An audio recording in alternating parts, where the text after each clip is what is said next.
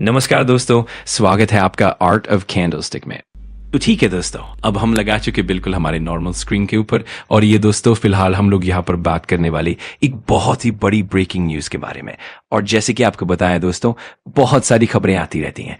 थोड़ा short selling ज्यादा सीख लेना, क्योंकि आपको पता ही है बाजार में ज्यादा गिरावट रहती है और उसी से आप ज्यादा पैसा यहाँ पर कमा लोगे।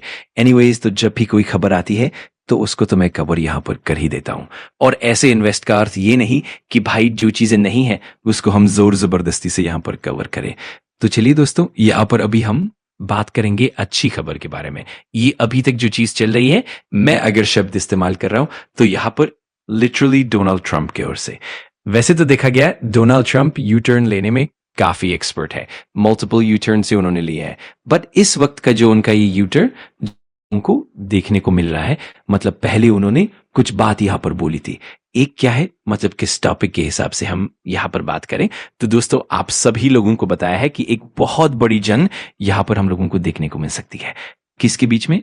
अमेरिका एंड ईरान के बीच में। वैसे हम सभी लोगों को पता है ट्रंप ने मिलिट्री एक्शन के पूरे पूरे चांसेस थे। कतर बेस की अगर बात कर ले तो अमेरिका ने अपने ट्रूप्स को पीछे हटा दिया था, ताकि मतलब ईरान कोई पहले से ही स्ट्राइक ना कर दे और उनके सोल्जर्स की जान ना चली जाए। और सबसे बड़ी बात अगर कोई थी तो ईरान ने क्या किया था, उनका जो एयर स्पेस था, यस, वो उन्होंने बंद किया था। मतलब क्या, कोई भी अगर प्लेन वहां पे आएगा डायरेक्टली उसके ऊपर अटैक करेंगे, यही सोचकर कि भाई एनिमी का ही प्लेन हम लोगों को देखने को मिला है। मतलब सिचुएशन कितनी गंभीर थी आप अंदाजा लगा सकते हो। और सबसे इंपॉर्टेंट पॉइंट क्या था, दुनिया का तीसरे नंबर का सबसे बड़ा ऑयल रिजर्व ईरान के पास ही है। सो इसलिए जहां जहां पे क्रूड, उसका इंपैक्ट ग्लोबल लेवल पर हम लोगों को देखने को मिल जाता है।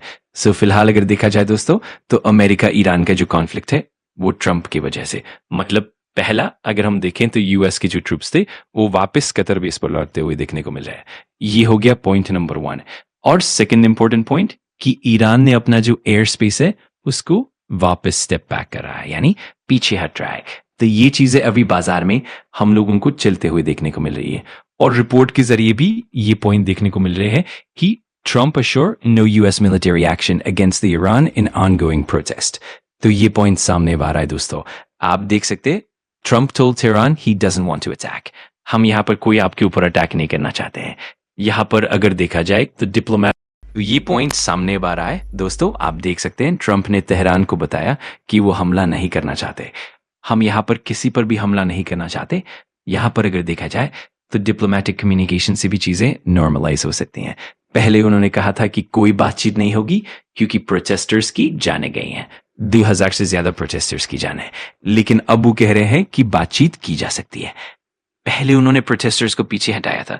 तो बहुत सारी चीजें हम लोगों को देखने को मिल रही है। तो एक यू टर्न हम लोगों को इस बार देखने को मिल रहा है।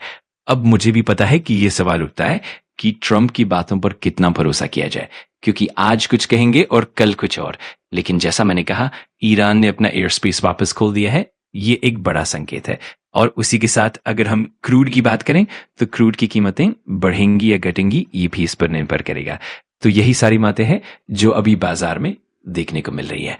इसी तरह से आगे बढ़ते हुए हम देखते हैं कि क्रूड और निफ्टी पर इसका क्या असर पड़ता है।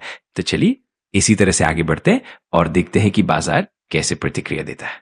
अगर आपको वीडियो जानकारीपूर्ण लगा तो लाइक कर देना, कमेंट करके बताना कि अगला टॉपिक कौन सा चाहिए, और सब्सक्राइब कर लेना आर्ट ऑफ कैंडलस्टिक को, ताकि ऐसे ही पावरफुल लर्निंग वीडियोस आप मिस ना करो। Thanks for watching. मैं मिलता हूँ अगली वीडियो में। सीखते रहो, पढ़ते रहो।